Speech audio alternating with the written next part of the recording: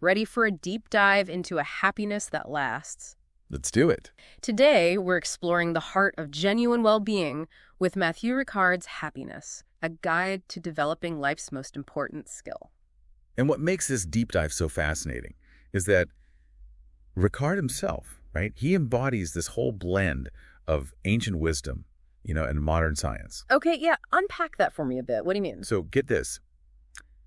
Before dedicating his life to, meditation and all that, up in the Himalayas, Ricard actually had this whole successful career as a molecular geneticist. Really? Yeah. It's not like he was, some kid who grew up in a monastery. He made a radical life shift, right?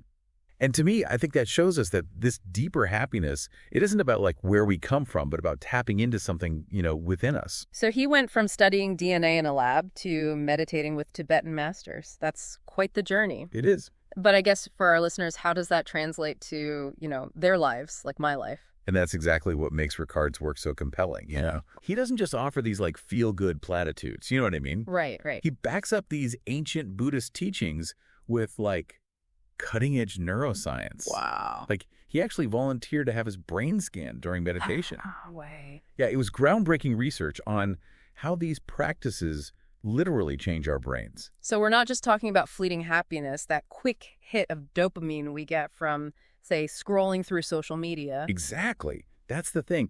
Ricard, he digs deep into the concept of sukha. It's a Sanskrit word. Okay.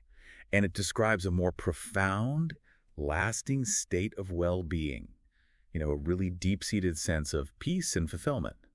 Think of it this way. It's like, imagine the difference between a sugar rush and the sustained energy of a nourishing meal. Okay, I'm starting to see the distinction. Yeah. But how do we actually cultivate this deeper sukha? Does Ricard offer like some sort of step-by-step guide or something? He does, but it's not a quick fix, Ricard argues that just like when we train our bodies, right, we do it for strength, for endurance, well, we need to train our minds for happiness. So it's an active process. Absolutely. He even uses this analogy, I love it, of a water wheel. Okay. You know how it's constantly churning? Yeah. And it represents how our minds get stuck in these cycles of desire and dissatisfaction. So it's about breaking free from those cycles. Precisely. And to do that, right, we need to kind of understand, well, how do our minds even work? Yeah. Yeah. Ricard really delves into this concept of the ego, that sense of self that often fuels these cycles, right? Yeah. And he kind of suggests that this constant need for more, this need for validation, can actually be a source of suffering. So it's not about accumulating possessions or achievements. It's about shifting our mindset. Yes, exactly. But, and I know I ask a lot of but how questions, but how do we actually do that? Well, that's where Ricard's practical exercises come in. You see, he provides these techniques, right? And they're grounded in these Buddhist teachings that help us calm the mind, work through negative emotions like anger, and cultivate genuine compassion. All of these things, they contribute to this deeper, more sustainable happiness. So we're not just talking about feeling happy all the time, but about developing inner peace and resilience. Exactly. And, Ricard, he actually uses these examples of like remarkable individuals. Okay. People who have faced like unimaginable hardship. We're talking loss, imprisonment, even torture. And yet these people, they radiate this deep sense of joy and kindness. Wow. It really challenges our assumptions about what happiness really looks like, Okay, that has me really thinking. If those individuals can find such a profound sense of well-being amidst like true hardship, maybe our definition of happiness needs a serious overhaul. And that's exactly what Ricard wants us to do. Question everything. He's encouraging us to question everything we thought we knew about happiness, to look beyond those fleeting pleasures and to tap into something much deeper and more meaningful. When we talk about retraining our minds like that, it really makes me think, can we really change like our deeply ingrained patterns? I mean, it feels like some things are just hardwired, Yeah, and that's where this whole fascinating world of neuroplasticity comes in, right? Okay. It's this amazing ability of the brain to change, to adapt throughout like our entire lives. Right. And Ricard highlights how meditation, it plays a key role in this whole process. It's not just about relaxing, though. Right. Studies show that, like, regular meditation can actually increase, that activity in areas of the brain that are associated with, like, positive emotions and even compassion, right? Wow. And what's really wild is that it can even physically change the structure of our brains. So you're telling me that meditation can, like, literally rewire our brains for happiness. It's pretty amazing, isn't it? That's wild. Yeah. But okay, so what exactly is happening like in the brain when we meditate? Well, think of it this way. Imagine your brain is like a muscle, right? When you lift weights, you're strengthening certain muscle groups. Yeah. Yeah. Meditation, it's like strength training, Yeah. but for your mind. Okay. Yeah, I get that. It strengthens those areas that are associated with, like, focus, emotional regulation, compassion, all of that. And the more you practice, right, the more these neural pathways become ingrained, just like, when you build that muscle memory. Right. Right. And this has a direct impact on how we, experience the world. It makes us less reactive to stress and more resilient when we face challenges. It's like we're like upgrading our mental operating system or something, right? But, it's not just about our own internal world. Ricard also, he delves into the connection between happiness and ethics. What's the link? That's such an important point. It's not enough to just cultivate like this inner peace if it's in isolation. Yeah. Ricard, he argues that true happiness, it's all like intertwined, right? It's with our actions, how we treat others. It's about recognizing that our well-being is totally connected to the well-being of other people. He even goes as far as to say that altruism, so acting for the benefit of others, could actually be crucial to our survival, like as a species. That's a powerful statement. So he's saying that being kind, being compassionate isn't just about being like a good person or something, but that it's actually essential for like our collective happiness and maybe even, like you said, our survival. Yes, exactly. And he even connects his whole idea to the work of Martin Seligman, Okay, yeah. He was like a pioneer in positive psychology.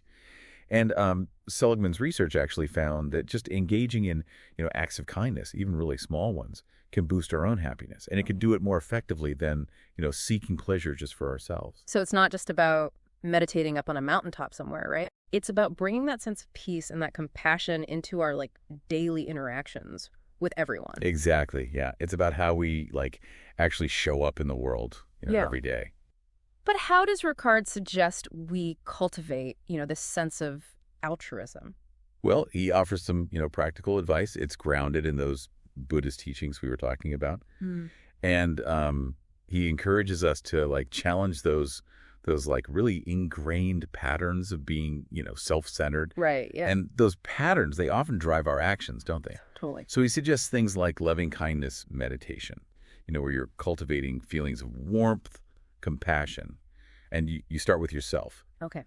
Then you think about, your loved ones, then like strangers, and even eventually people we find difficult. It's about like expanding that circle of compassion outward, right? Yes, precisely. Instead of just focusing on our own happiness, we're looking outward. We're considering the well-being of like everyone. Yes, it's a real shift in perspective. Okay. It's about recognizing that our happiness is really, truly interconnected with everyone else's happiness. So if we're kind of hardwired for both self-preservation and altruism, like how do we find that balance? That's where, that mindful awareness comes in.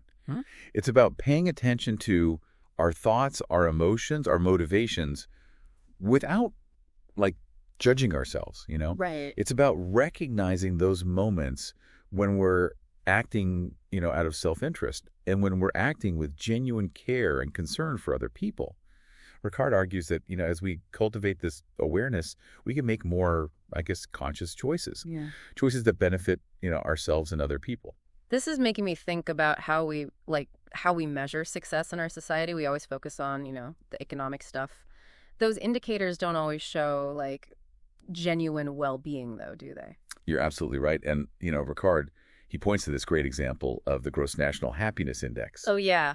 You know about that. Yeah. It was developed in Bhutan, right? And it's a fascinating, alternative to those traditional ways that we measure progress because it takes into account things like, how are people doing psychologically, the whole well-being and community, how vital is the community, and also environmental sustainability. So it's not just about, like you said, how much money everyone has, but about, the quality of our relationships, our like connection to our communities, our environment. It's just a much more well-rounded view, I think, of what it means to like thrive as individuals and like together. I think so, yeah. This whole Gross National Happiness Index, it's really fascinating, It is, yeah. Makes you wonder if if we'd all make different choices, you know?